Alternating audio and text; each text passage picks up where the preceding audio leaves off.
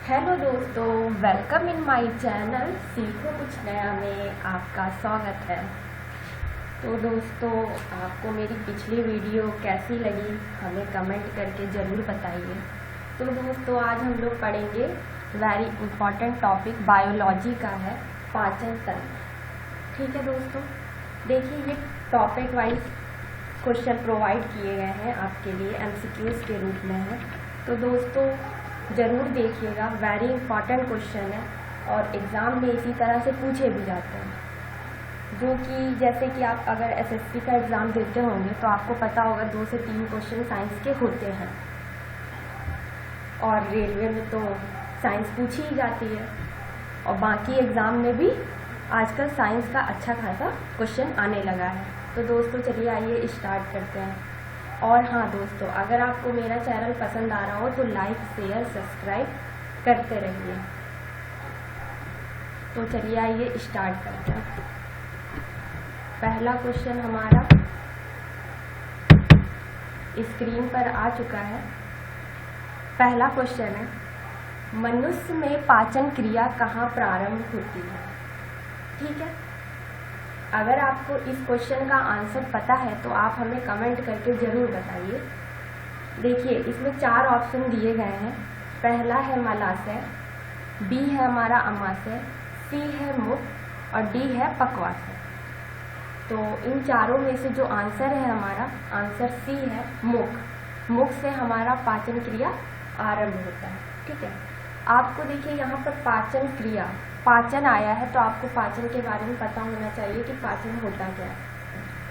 तो पाचन क्या है, जब हम लोग जैसे कि खाना खाते हैं वो देखिए जटिल भी होता है, घुलनशील भी होता है। तो मतलब घुलनशील नहीं होता है, अघुलनशील होता है और जटिल होता है। उस ठोस पदार्थों को घुलनशील में चेंज करना, वही हमारा क्या कहलाता है? पाचन कहलाता है। ठीक है दोस्तों, क्रिया कहाँ प्रारंभ होती है? मुख में प्रारंभ होती है। ठीक दोस्तों, नेक्स्ट क्वेश्चन है हमारा, मानव की पाचन नली लगभग कितने फीट लंबी होती है? ठीक है, ऑप्शन ए है हमारा 16, बी 18, सी 22 और डी 32। ठीक है, आंसर हमारा है डी 32। देखिए कहीं कहीं आपको 32 मिलेगा, कहीं कहीं आपको 31 भी मिलेगा। ठीक है, तो आप 31 भी आंसर कर सकते हैं, वैसे इसमें 32 लिखा है तो 32 भी सही है। ठीक है दोस्तों इसी तरह ये क्वेश्चन पूछे जाते हैं आपके एग्ज़ाम में, तो आप बिल्कुल पूरा वीडियो देखिएगा और लास्ट में ज़रूर हमारा क्वेश्चन ऑफ द डे सुनिएगा और हमें कमेंट करके ज़रूर बताइएगा। ठीक है दोस्तों, नेक्स्ट क्वेश्चन है हमारा, एक वयस्क मनुष्य में कितने सौदंत होते हैं? ठीक है, ऑप्शन ए है 2, फिर बी है 8, सी है 6, डी है 4। तो आंसर हमारा कितना है? 4। ठीक है, आंसर देखिए आपके सामने यहाँ पर लिखा गया है, तो आप आराम से बता सकते हैं। नेक्स्ट है हमारा क्वेश्चन 4 है हमारा, अस्थियों और दांतों में मौजूद रासायनिक द्रव है। देखिए अक्सर आपने सुना होगा कैल्शियम। ठीक है, तो कैल्शियम का कौन सा आयन होता है ये आपको पता होना चाहिए। ठीक है, तो कैल्शियम फास्फेट है पहला, सेकेंड है कैल्शियम फ्लोराइड है, थर्ड है कैल्शियम सल्फेट है और फोर्थ है कैल्शियम बोरेट है। ठीक दोस्तों, तो आंसर हमारा क्या है? कैल्शियम फास्फेट है। फास्फेट CaPO4 का होल टॉयस। ठीक है, अगर आप साइंस के स्टूडेंट हैं तो आपको पता होगा इसका फॉर्मूला। ठीक, नेक्स्ट है हमारा, दांत के एनिमल का कर्बूरण किस कारण से होता है? ठीक है, दांत के एनिमल का कर्बूरण किस कारण से होता है। देखिए दोस्तों, इस तरह से क्वेश्चन पूछे जाते हैं घुमा घुमा करके, तो उसी टाइप्स के क्वेश्चन हमने आज प्रोवाइड कराए हैं इस वीडियो में। तो वीडियो पूरी देखिएगा, आपके लिए हेल्पफुल होने वाली है। तो देखिए, इसमें पहला ऑप्शन है हमारा पानी में उच्च मात्रा में क्लोरीन के कारण, सेकेंड है पानी में उच्च मात्रा में नाइट्रेट के कारण, थर्ड है पानी में उच्च मात्रा में फ्लोराइड के कारण, फोर्थ है पानी में उच्च मात्रा में कैल्शियम के कारण। ठीक है, अब देखिए यहाँ पर 3 ऑप्शन हमें काटने और एक ऑप्शन चूज करना है। पहला देखिए, एनिमल की बात हो रही है तो आपको इतना पता होगा एनिमल से कोई चीज़ जुड़ी है तो वो कैल्शियम का कोई कंपाउंड ही होगा। ठीक है, तो क्लोरीन तो हटा दीजिए पहला, सेकंड भी नाइट्रेट भी हटा दीजिए। ठीक है, कैल्शियम और फ्लोराइड 2 चीज़ें बची। ठीक है, तो यहाँ पर है पानी में उच्च मात्रा में फ्लोराइड के कारण ऐसा होता है, एनिमल का कर्बूकरण होता है। ठीक है, नेक्स्ट क्वेश्चन है हमारा दोस्तों, मनुष्य के जीवन काल में कितने दांत 2 बार विकसित होते हैं। तो आंसर हमारा क्या है, C 20।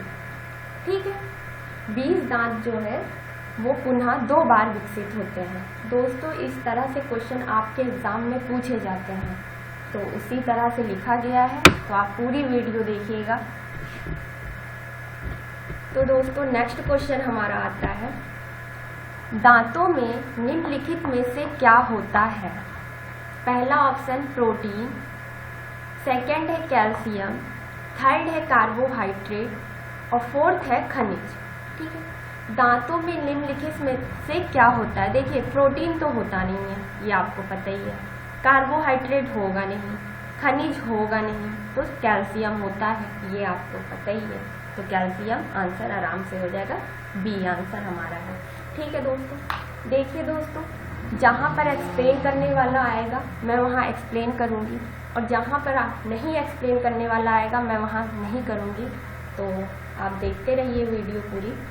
तो नेक्स्ट क्वेश्चन है हमारा 8 है। 8 क्वेश्चन है हमारा, निम्नलिखित में से किस तत्व का संबंध दांतों की विकृति के साथ है। ठीक है, तो फ्लोरीन है हमारा। देखिए फ्लोरीन है, देखिए फ्लोरीन की कमी से जो रोग भी हो जाता है उसको कहते हैं फ्लोरिसा और फ्लोरिसिस, 2 नामों से जानते हैं, फ्लोरिसा या फ्लोरिसिस कहते हैं। दांत, इसमें क्या होता है कि दांत कमज़ोर पड़ जाते हैं और दांतों पर पीले रंग की धारियां बनने लगती हैं, चितकबरे, मतलब देखा होगा आपने, अक्सर दांत पीले पीले दिखते रहते हैं। तो ये किसकी कमी है, तो ये फ्लोरीन की कमी के कारण ऐसा होता है। ठीक है, नेक्स्ट क्वेश्चन दोस्तों, दांत के क्षय को रोकने के लिए अधिकांश टूथपेस्ट में क्या होता है, जो आप करते हैं उसमें क्या होता है। पहला ऑप्शन है दोस्तों ब्रोमाइड, बी ऑप्शन है हमारा फ्लोराइड, सी ऑप्शन है आयोडाइड, डी ऑप्शन है फ्लोराइड। ठीक है दोस्तों, क्या होता है उसमें, फ्लोराइड। अधिकतर लोगों को ये क्वेश्चन का आंसर नहीं पता होगा। ठीक है, देखिए बहुत ही अच्छा क्वेश्चन था, इम्पॉर्टेंट भी है कि दांतों को क्षय को रोकने के लिए, मतलब दांत झड़े ना, यहाँ क्षय का मतलब आप समझ रहे हैं ना कि दांत गिरे विरे ना, उसके लिए ऐसा कहा गया है। ठीक है, तो नेक्स्ट क्वेश्चन है दोस्तों हमारा, क्वेश्चन नंबर 10 है हमारा, एक वयस्क मानव में समानता क्या होता है। देखिए 4 ऑप्शन है, आपको चारों में से बताना है कौन सा सही है। ठीक है, तो इसमें लिखा है पहला क्या लिखा है, 6 चवर्णक, 8 चवर्णक, 10 चवर्णक, 12 चवर्णक। ठीक है दोस्तों, ऐसा लिखा हुआ है, तो आंसर तो हमारा 12 चवर्णक है। ठीक है, लेकिन अब मैं बताती हूँ ये 12 चवर्णक है क्या। ठीक है, देखिए जो हम लोगों में दांत होते हैं वो 4 प्रकार के होते हैं। ठीक है, पहला होता है कर्तक, दूसरा होता है रजनक, तीसरा होता है अग्र चवर्णक और चौथा होता है चवर्णक। ठीक है, अब देखिए इनकी संख्या जो कर्तक होता है उसकी संख्या 8 होती है। ये काम क्या करता है? भोजन को काटता है। ठीक है, जैसे कि हम लोग खाना खाते हैं, जैसे कि दाल चावल खाया तो वो दांतों के नीचे साइड में जाता है और काटते हैं हम लोग उसको दांतों से। ठीक है, तो ये कर्तक करता है। सेकंड है हमारा रदनक। रदनक की संख्या 4 होती है। तो ये क्या क्या काम करता है? फाड़ने का कार्य करता है। फाड़ना, जैसे कि आप एप्पल खाते हो तो एप्पल जब हम लोग काटते हैं तो क्या होता है? वो फटता है एप्लाइट। तो वो कौन सा दांत करता है? रदनक करता है। थर्ड आता है हमारा अर्धचवर्णक। इसकी संख्या होती है 8 और चवर्णक 12। ये दोनों दांत मिलके क्या करते हैं? खाना को चबाते भी हैं और पीसते भी। इन दोनों का कार्य ये है। ठीक है, आपको पता चल गया चवर्णक की संख्या 12 होती है और ये कार्य क्या करते हैं? भोजन को चबाना और उसको पीसना। ठीक है, यहाँ पर देखिए एक क्वेश्चन पूछा जाता है, दांतों का सूत्र बताइए। तो दांतों का सूत्र होता है 2 1 2 3। 21 23 से आप याद रख सकते हैं कि दांतों का ये सूत्र होता है। ठीक है दोस्तों, और देखिए 2 1 2 3 है, इसमें अगर आप 4 से मल्टीप्लाई करेंगे सब में, जैसे 2 में 4 का, 1 में 4 का, 2 में 4 का, 3 में 4 का, तो आपको क्या पता चल जाएगा कि इसमें संख्या कितनी है। जैसे कि मैंने रदनक का बताया 4 होती है, तो 1 × 4 करने पर 4 आ गया, तो यही 21 23 मतलब 21 23 क्या है? सूत्र है। उसमें 4 से मल्टीप्लाई करने पर जितने हमारे 4 प्रकार के दांत होते हैं उनकी एग्जैक्टली संख्या पता चल जाती है। ठीक है दोस्तों, अगर दोस्तों आपको मेरी वीडियो पसंद आ रही है तो सब्सक्राइब करिए, लाइक करिए और अपने दोस्तों में शेयर करिए। ठीक दोस्तों, और हाँ दोस्तों, उन दोस्तों को मेरा बहुत बहुत धन्यवाद जो हमारी हेल्प कर रहे हैं और हमारी वीडियो पूरी देखते हैं और जिन्होंने अपना कॉम्प्लीमेंट हमें दिया, हम तक कमेंट करके पहुंचाया। उन सभी दोस्तों को मेरा बहुत बहुत धन्यवाद। ठीक दोस्तों, नेक्स्ट क्वेश्चन है हमारा, मनुष्य की जीभ किस क्षेत्र तक करवाहट की संवेदना सीमित रहती है? मतलब इसमें इनडायरेक्टली जो क्वेश्चन पूछा गया है कि जीभ होती है, जीभ के किस क्षेत्र से हम लोगों को कड़वाहट फील होती है।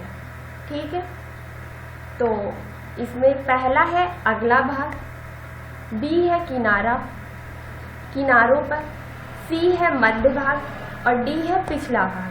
तो देखिए आंसर हमारा क्या है? डी पिछला भाग। ठीक है, तो देखिए मैं आपको बता देती हूँ, जैसे कि कड़वाहट पिछले भाग से फील होता है, तो जो आगे का पोर्शन होता है जीभ का, उससे हमें मीठे के बारे में पता चलता है कि हाँ हमने मीठा खाया। और जो पिछला भाग आप समझ रहे होंगे, जो कौवे के साइड होता है वो हमारा पिछला भाग होता है, तो उससे हमें कड़वाहट फील होती है। ठीक है, जो बीच का होता है उससे हमें खट्टा और नमकीन, और उसी को हम लोग क्या कहते हैं? पैपली कहते हैं। ठीक है दोस्तों, और ऐसे भी क्वेश्चन पूछा जाता है कि पैपली शरीर के किस भाग से संबंधित है, तो आप उस कंडीशन में आंसर क्या करेंगे? किस भाग से संबंधित है? पाचन से संबंधित है। नेक्स्ट क्वेश्चन है हमारा,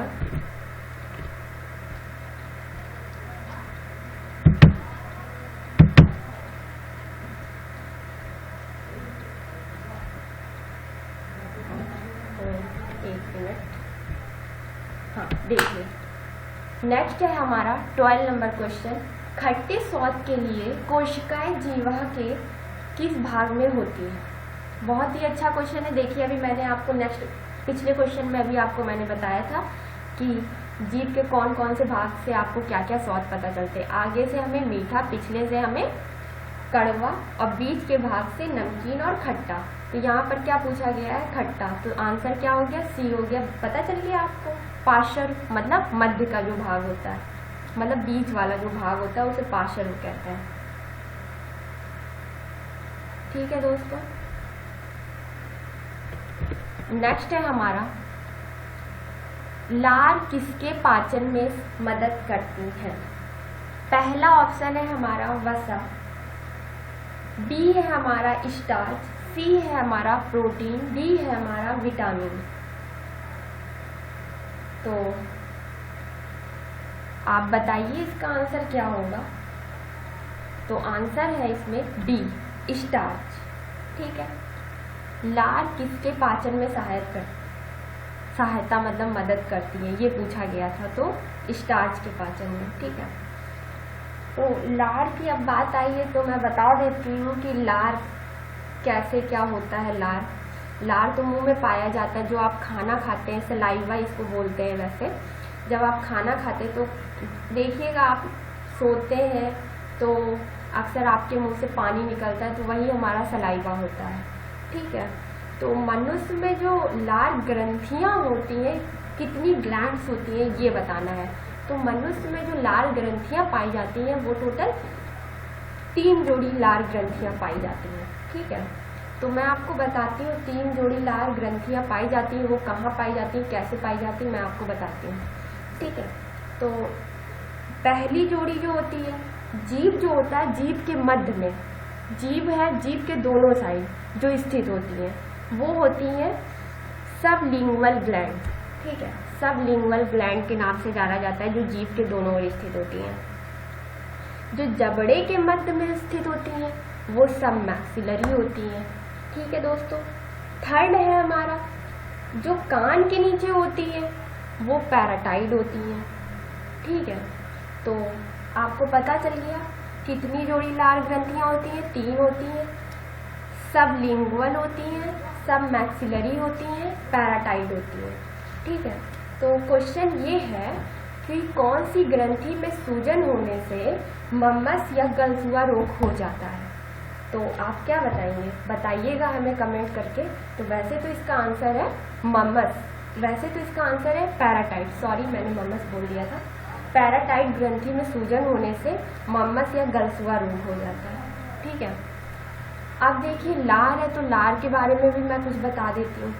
लार जो हमारी बॉडी से निकलता है 24 आवर में कितना निकलता है, अगर आपसे ये पूछा जाता है तो आप उस कंडीशन में क्या बताएंगे, 1.5 लीटर, 1.5 लीटर।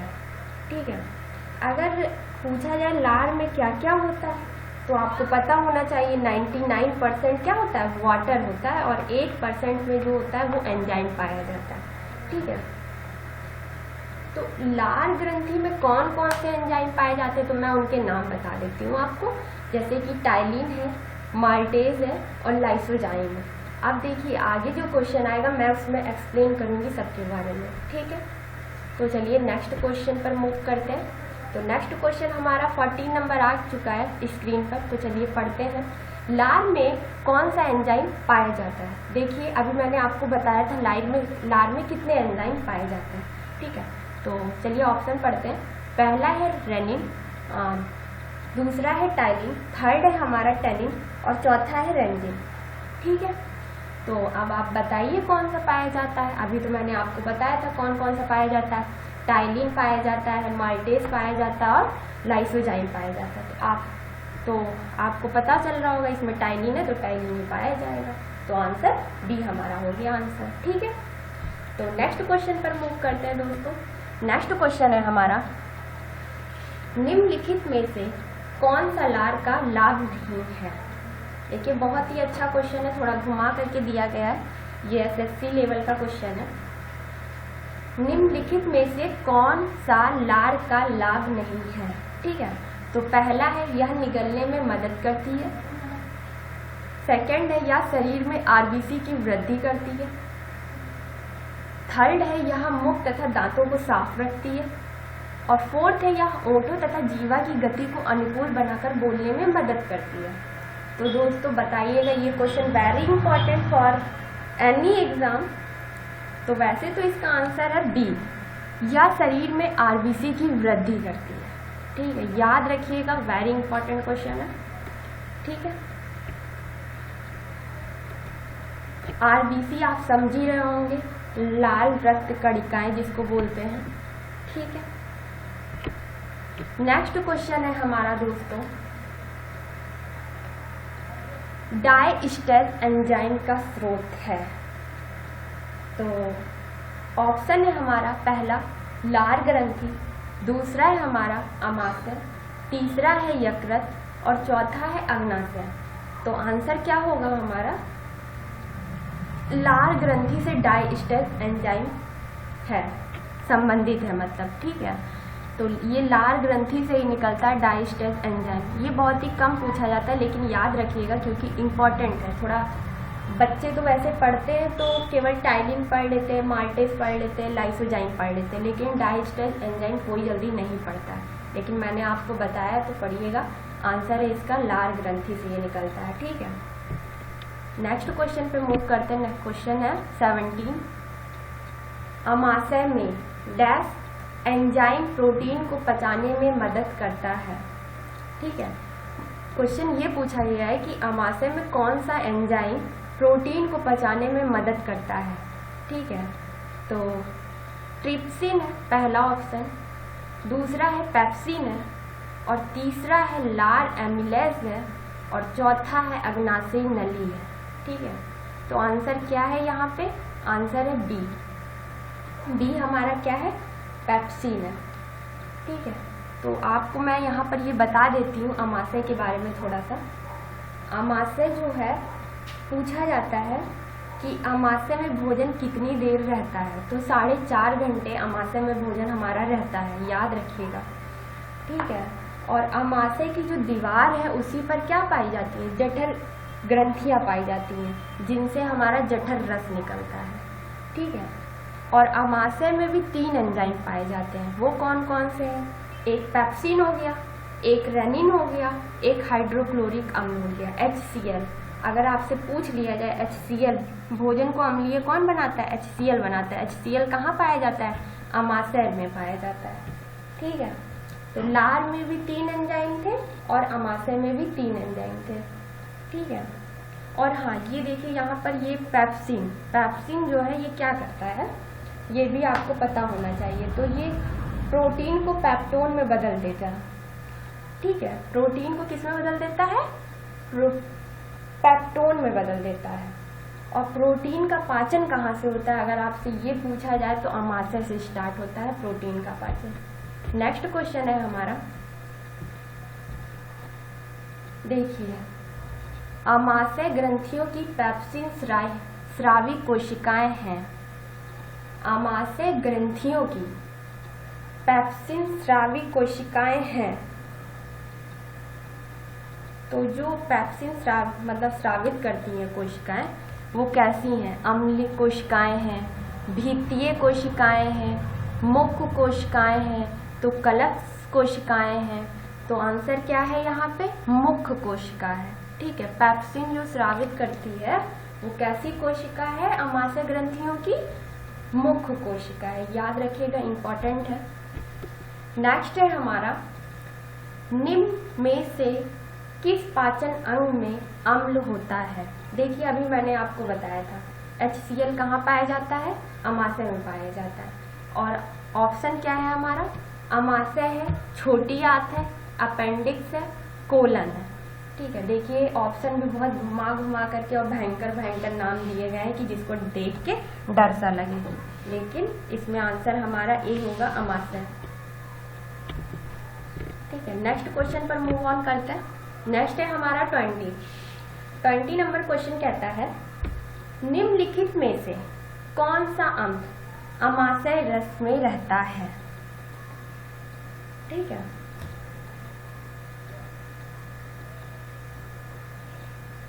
निम्नलिखित में से कौन सा, देखिए इसमें तो कोई दिक्कत ही नहीं है, आंसर नहीं लिखा है लेकिन हम लोगों को पता होना चाहिए। देखिए पहला ऑप्शन है हाइड्रोक्लोरिक, दूसरा है नाइट्रिक अम्ल, सल्फ्यूरिक अम्ल और कार्बिक अम्ल। तो हम लोगों को पता है कौन सा अम्ल रहता है अमाशय में, HCl रहता है, हाइड्रोक्लोरिक अम्ल रहता है जो भोजन को क्या बनाता है, अम्लीय बनाता है, ठीक है। नेक्स्ट क्वेश्चन है हमारा, देखिए घुमा करके पूछा गया है केवल क्वेश्चन आपको कंफ्यूज करने के लिए, लेकिन डरना नहीं है, पढ़ना है। नेक्स्ट क्वेश्चन पर मूव ऑन करते हैं। एक मिनट,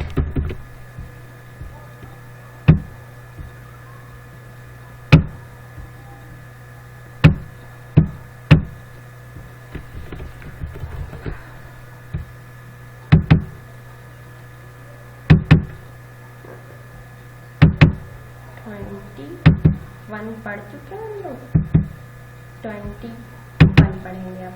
हाँ देखिए 21 नंबर क्वेश्चन आ चुका है स्क्रीन पे। देखिए अब इसमें क्या पूछा गया है, मवेशी घास निगलने के उपरांत उसे डैश में संग्रहित करते हैं।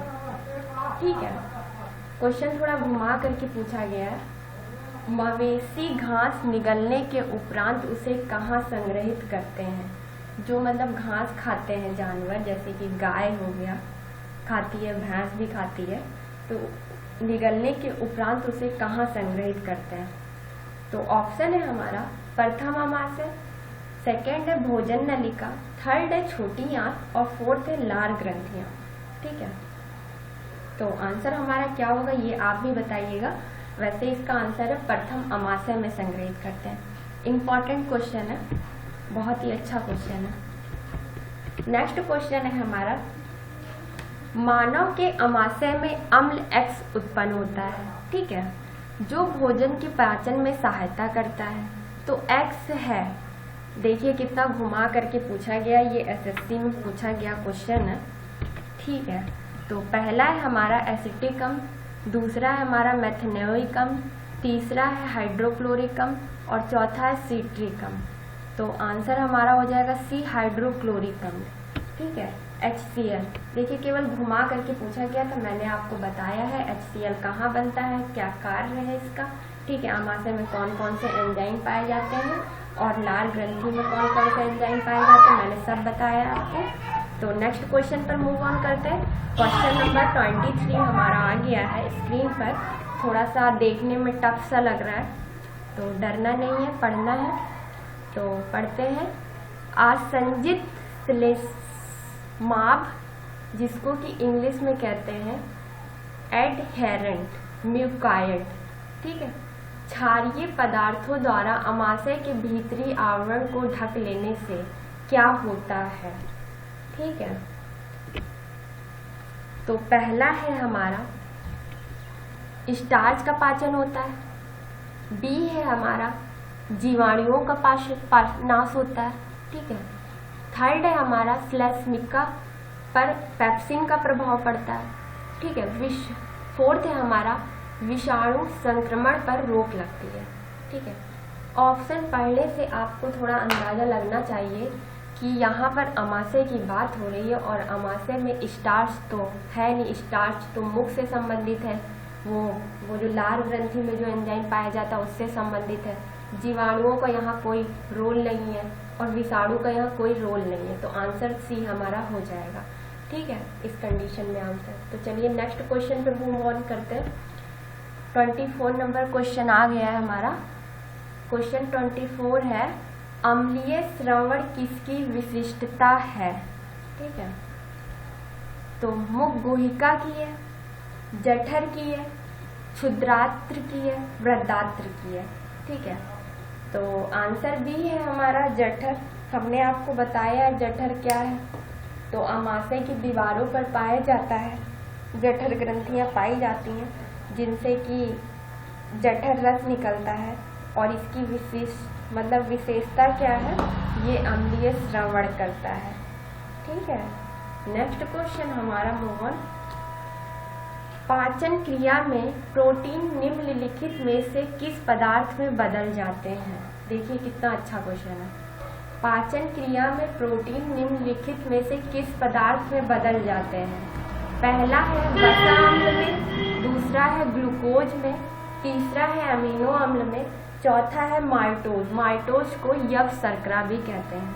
ठीक है, तो पाचन क्रिया होती है तो उसमें प्रोटीन किस में बदल जाते हैं, सी अमीनो अम्ल में बदल जाते हैं। अमीनो अम्ल की संख्या कितनी है, 22 है, याद रखिएगा, पूछा जाता है ये क्वेश्चन।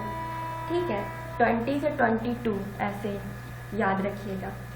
ठीक है, तो इसमें देखिए पाचन क्रिया में पता चल गया, तो ये भी आपको पता होना चाहिए प्रोटीन का पाचन कहाँ से स्टार्ट होता है, आमाशय से स्टार्ट होता है। ठीक है, नेक्स्ट क्वेश्चन है हमारा, एमिनो एसिड की आवश्यकता किसके संश्लेषण के लिए होती है। ठीक है, एमिनो एसिड, एमिनो अम्ल जिसको अभी हम लोगों ने पढ़ा उसकी संख्या भी 20 से 22 होती है। ठीक है, किसके संश्लेषण के लिए होती है? तो पहला हमारा लिपिड है, दूसरा है प्रोटीन है, तीसरा है कार्बोहाइड्रेट है और चौथा है हमारा, हाँ चौथा हमारा क्या है? एल्केलाइड है। ठीक है, तो इसमें कौन सा आंसर है? आंसर बी है। देखिए अभी जो 25 क्वेश्चन पढ़ा था वो भी इसी से रिलेटेड था, बस क्वेश्चन को घुमा दिया गया है ताकि आप घूम जाए, लेकिन आपको घूमना नहीं है। ठीक है, तो नेक्स्ट क्वेश्चन पर मूव करते हैं। 27 नंबर क्वेश्चन आ गया हमारी स्क्रीन पर, तो पढ़ते हैं। निम्नलिखित में से कौन सा एमिनो अम्ल मानव पोषण के लिए अर्ध अनिवार्य माना जाता है? ठीक है, तो इसमें इम्पॉर्टेंट है, ये वेरी इम्पॉर्टेंट क्वेश्चन। तो इसमें कौन सा एमिनो अम्ल है जो मानव पोषण के लिए अनिवार्य, अर्ध अनिवार्य का मतलब ज्यादा अनिवार्य नहीं माना जाता है? ठीक है, तो पहला ऑप्शन है वेलिन, दूसरा है हिस्टिडीन, तीसरा है मेथाइओनिन और चौथा है ल्यूसीन। तो आंसर क्या हो जाएगा? Histidine, histidine. ठीक है, याद रखिएगा, बहुत इंपॉर्टेंट क्वेश्चन है। नेक्स्ट हमारा 28 है। मानव जठर में प्रोटीन पाचन के लिए उत्तरदायी अनुकूलतम परिवेश है। परिवेश क्या है मतलब ये बताना है। ठीक है, तो क्या है? पहला ऑप्शन है क्षारीय, बी है अम्लीय, सी है उदासीन, डी है बेसिक। ठीक है, तो बताइए इसमें क्या होगा? आंसर बी है हमारा। ठीक है, अम्लीय होता है। तो जठर रस का पीएच मान कितना होता है? 2 होता है। ठीक है, और जठर रस में क्या क्या पाया जाता है? तो 97% जल होता है, मतलब वाटर होता है, और 3% में HCl, पैप्सिन और रेनिन की मात्रा होती है थोड़ी थोड़ी। ठीक है, नेक्स्ट क्वेश्चन पे मूव करते हैं। कौन सा प्राकिण्व, देखिए ये एंजाइम को हिंदी में कहते हैं और इंग्लिश में एंजाइम बोलते हैं, और उसका हिंदी वर्जन है प्राकिण्व। ठीक है, प्रोटीन को पेप्टोन में बदलता है। अभी मैंने आपको थोड़ी देर पहले ये क्वेश्चन का आंसर मैंने बताया था कि कौन सा एंजाइम ऐसा करता है। तो ऑप्शन है हमारे पेप्सिन है, पेप्सिन है, दूसरा है ट्रिप्सिन है, तीसरा है इरेप्सिन है, चौथा है एंटेरोकाइनेज है। ठीक है, तो आंसर ए है पेप्सिन। मैंने आपको बताया था पेप्सिन क्या करता है? प्रोटीन को पेप्टोन में बदलता है। ठीक है, नेक्स्ट क्वेश्चन पे मूव ऑन करते हैं। नेक्स्ट क्वेश्चन है हमारा, मानव तंत्र में निम्नलिखित में से कौन सा पाचक एंजाइम नहीं है? ठीक है, तो आंसर है, क्वेश्चन है मतलब ऑप्शन है हमारा पेप्सिन, फिर ट्रिप्सिन, गैस्ट्रिन और टाइलिन। तो यहाँ पर पाचक एंजाइम नहीं है। तो पाचक के लिए देखिए मासे में हम लोग ने पढ़ा था पेप्सिन, और ये टाइलिन उसमें पढ़ा था लार में। तो ये जो गैस्ट्रिन है यहाँ पे, ये पाचक एंजाइम नहीं है। ठीक है, तो दोस्तों आज बस इतना ही। तो मैंने आपको वीडियो की स्टार्टिंग में बोला था आज क्वेश्चन ऑफ द डे करेंगे। तो आपको ये बताना है कि जो विशाखापट्टनम में जो आग मतलब जो गैस लीक हुई थी, उस कंपनी का नाम क्या है जहाँ लीक हुई थी, कौन सी गैस लीक हुई थी ये बताना है, और वो कंपनी कहाँ की है ये भी बताना है। ठीक है, और आंध्र प्रदेश के सीएम कौन है ये भी बताना है आपको। ठीक है, तो दोस्तों ये सारा चीज़ आप कमेंट करके हमें बताइएगा। तो दोस्तों बस इतना ही, और अगर आपको मेरी वीडियो पसंद आती है तो लाइक शेयर सब्सक्राइब करिए अपने दोस्तों में। तो चलिए बाय बाय, टेक केयर, धन्यवाद।